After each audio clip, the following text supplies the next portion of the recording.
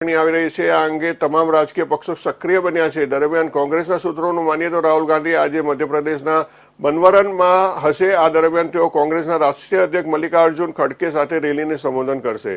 એવી અપેક્ષા રાખવામાં આવે છે કે તે આ સમયગાળા દરમિયાન યુવાનો અને બેરોજગાર લોકો માટે 10 ચૂંટણી વચનો જાહેર કરશે। મીડિયા રિપોર્ટ્સ અનુસાર મેનિફેસ્ટો તૈયાર કરવા માટે જવાબદાર કોંગ્રેસ પેનલે ડ્રાફ્ટ તૈયાર કર્યો છે। હવે કોંગ્રેસ વર્કિંગ કમિટી આ અંગે ચર્ચા કરશે। મેનિફેસ્ટો કમિટીના વડા પી ચિદમ્બરમે જણાવ્યું કે ડ્રાફ્ટ રિપોર્ટ ખડગેને સુપ્રત કરવામાં આવશે। તેમણે કહ્યું કે અમે મેનિફેસ્ટોનો ડ્રાફ્ટ તૈયાર કર્યો છે, હવે આ ડ્રાફ્ટ કોંગ્રેસ વર્કિંગ કમિટીમાં જશે, તેઓ તેને આખરી ઓપ આપશે। આ પછી તે અમારો દસ્તાવેજ બની જશે। કોંગ્રેસના સૂત્રોનું માનીએ તો તેઓ આગામી સપ્તાહથી લોકસભા ચૂંટણી પ્રચાર શરૂ કરવા માટે સંપૂર્ણ રીતે તૈયાર છે। કોંગ્રેસ તમામ વય જૂથના લોકોને નિશાન બનાવે છે।